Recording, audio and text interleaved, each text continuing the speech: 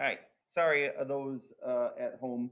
I forgot to start taping right away, so we're going to go right in the middle of the notes, and I'll go backwards. We'll get done with this class here pretty shortly.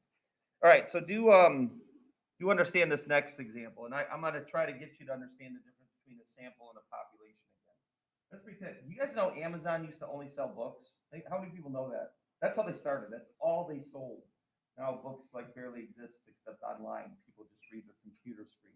They would actually read real books. Like I love the feel of a book, so it's still there. But now Amazon sells everything in the world. It's crazy how that company developed. But here we go. Determine the whole number of standard deviations that includes all these data sets. This right here, let's pretend this is Amazon's data forever for selling books. And for selling nonfiction books, their forever mean up to this point is $25.07. That's a population. And then the standard deviation of that is 262. We're going to graph that like we did the last one. Forever. These are population numbers. Now, this data right here, this might be like what they sold, well, in these days, probably in 1 minute, right? Because Amazon's going nuts. But let's pretend this is 1 day of sales. That's a sample, 1 day. Right, so just make sure you understand that as we move forward. But we're going to go ahead and graph that. I'm going to need my calculator, people, again. So this, what? Did we just see that just happened there? What is going on? What is this? This is just something new now. Let's try that one more time. Yay! I have no idea what's going on here. Now I got 3 lines. Did anyone just witness that, or was that just me? Now I'm trying to erase. Let's try this one more time. Yay! Thank you, computer. Another episode of Mr. Samuel has been getting destroyed by his computer, and now my pen isn't working. At least this is evidence of what I deal with. Why does he get a band-aid on his head? All right. 25 point. Maybe a student struck him. No, I'm just kidding. Okay, you got your calculator ready? 1, 2, 3. Okay, so add 262. What did you get? Isn't it 27 69? Is that right? I'm a little discombobulated right now. Then what's the next one? Add it again. 30 point what? Is it 10? Is that right? 30.31. And then what's the next one? Help me out here. Make sure we're all together one more time. Yep. Is that correct? 3293. Go back and subtract now. 1, 2, 3. So those at home, sorry. This is called standard deviation. As you read this question, this is how you graph it. Then backwards, I'll go backwards how we calculate standard deviation by hand. What do we got for those values? 2245, agree? 2245, agree? Next one? 1983, great year.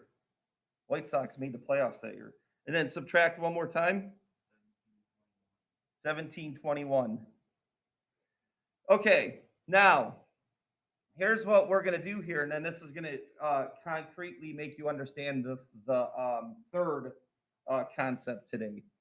So look at what it says. Determine the number of standard deviations that includes all the data values. Well, we're going to go ahead and graph these. 2695. Ooh, I would say that's right around here. 2295, 2295. Pretty close to 2245. Do the best we can. 24, somewhere right around here. 2495, very close. I know I have a closer value than that, so this gets kind of tough to graph it. 2995, yeah, that's pretty close to 3031. 1995, just past 1983. 2495. 2495. Was that the repeat one? Yes, it was. So I can put that right above. $24, that's another repeat, which was this one. So they are right above each other. 27.95, that's somewhere right around here. And then 25, that's that tough one. I got to kind of squeeze that in here. Not a good X there. So really right below 2507. Okay. So, I forgot to answer this last hour. So what's the answer for this? This is what the data is between. How many deviations does that represent? Well, let's talk about z-score first. And then I'll go back to this and put some numbers on those actual x values. Okay, here's what z-score is. It is the number of standard deviations that a value is away from the mean. A negative z-score means you're below. A positive z-score means you're above. So actually, I'm going to go to this graph and maybe in blue give you these z-scores. The mean is 0. Okay, you are right on the average. And then this z-score is 1 because you're one deviation to the right of the mean. This z-score is 2. 2. There you go, Pen. Thank you. And 3. So what is this z-score? What do you think it is, guys, when we go left of 0? Huh? Negative 1, negative 2, and negative 3. And actually, I'm finding 3 to the left and 3 to the right on purpose. You'll find out about that next week. Okay? So, to answer this question before I continue, what is this data packed in? How many deviations are covered total? How many deviations is this? Don't say 2, don't say 5, because it's only 2 to the right and 2 to the left, which is 4. 4 deviations are covered by this pack of data. You're going to find out that it's usually most of the data that we're going to analyze is 3 deviations to the right and 3 to the left. 6 deviations is the most important, but we'll find that out. Okay, and then now let's do our z-score formula. Yes, you have to have this memorized. It's not rocket science. Actually, second hour, I made a mistake. I really did. It wasn't on this one, but first of all, let's look at this data. A data set has a mean of 85 and a standard deviation of 6. What should 100 have as a z-score, positive or negative? What should 100 z-score be, positive or negative, knowing it's greater than the mean? Positive. This is what I accidentally did with one of my valuations. What is wrong with this right away? What kind of number is this going to result in? Negative. So we can't screw up this formula. You know this number is greater than the mean, so I should have a positive z-score. And then it's divided by whatever the standard deviation is.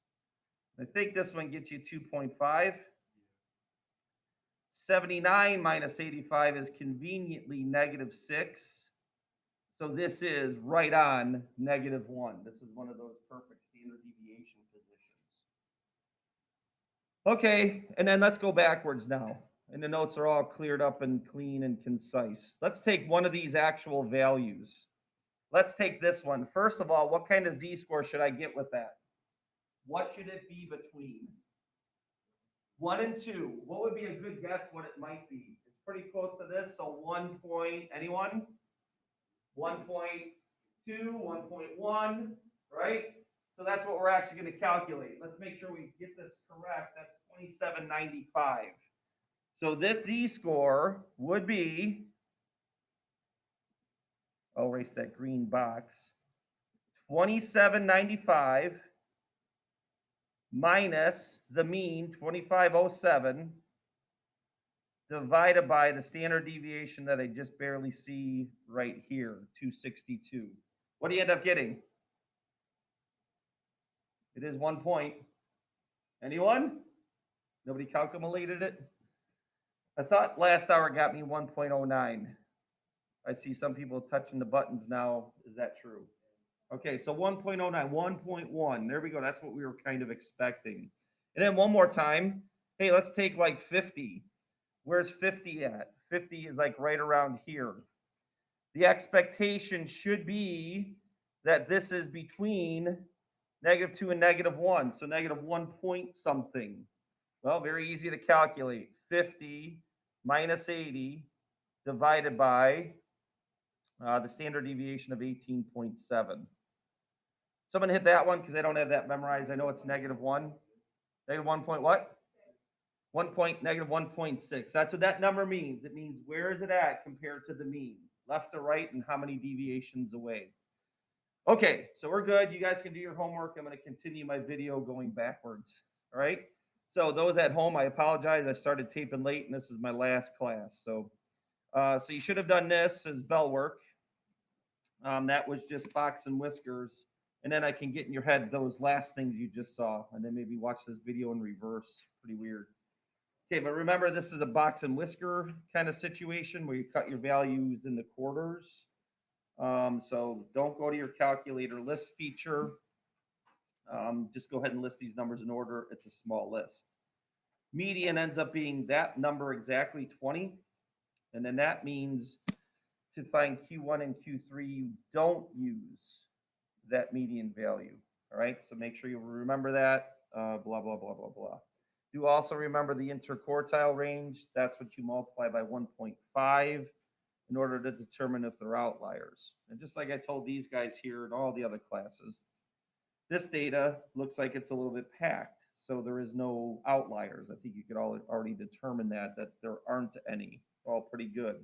I talked about some of our quizzes that we've had in the past. The last two were pretty packed because everyone did pretty well. Then three ago, that's the one where we were really spread out with some really bad grades and really good grades. And that is what standard deviation is all about. Standard deviation is a measure off of the mean, not the median. Okay. Box and whiskers are median. Standard deviation is mean, right? And it's how do the values vary or deviate from each other? The higher the standard deviation, that bad quiz, the bigger the number for standard deviation. Packed together, smaller. Okay, so then here's some things. And this is what this is as you're writing this down, and hopefully you listen as you do this. This whole thing up here is what you do for standard deviation. It's on your homework. I give you a chart. When I give you a test question, you'll have the chart. You list all your x values. You find the mean. Okay. Then you take each x value and subtract from it the mean. And then you square those. So that's what you see right here. The mean is 80. I added the 8 numbers and divided by 8. 50 minus 80 is negative 30, and then square. And then you get 900. Not negative 900. You button pushing bums that just put negative 30 squared. The negative times a negative. All right. And then now it's time to look at this formula. What do you do next? Well, you sum those numbers. That's what that symbol means right there. And I have that written off to the left. That is actually an uppercase sigma sign. It's a Greek letter. For math, that always means you add or sum something. All right, so we sum all of these squared values. That's what this number is right here. Divided by how many numbers there are. And then you square root that. This all has to be memorized. When we have a test question, I'll give you this chart. Don't just fill out the chart. After filling out the chart, then you do this calculation, right? And then this is what we did next. And this is what you kind of came into at the end here with me doing z-scores. You put the mean on the graph, and then you go up 3 deviations. So I added 18.73 times, subtract 18.73 times. All right, and then that is a standard deviation kind of graph. And this is what we're going to do when we come back from break. We're going to be talking about standard deviation and dealing with these values. And then just to tie it up real quick, that's what a z-score is. The z-score represents how many deviations you are away from the mean, both right or left. These numbers that I found exactly are whole number standard deviations. These values that I graphed, from this list are decimal deviations. This one could be right around 0.5. These would be negative 0.1, negative 0.5, negative 0.9. That just giving some estimates. We can actually physically find those standard deviations with this formula here. I'm sorry, z-score to know how many deviations you are away from the mean. That should be good enough. It's pretty simple. Really not bad at all.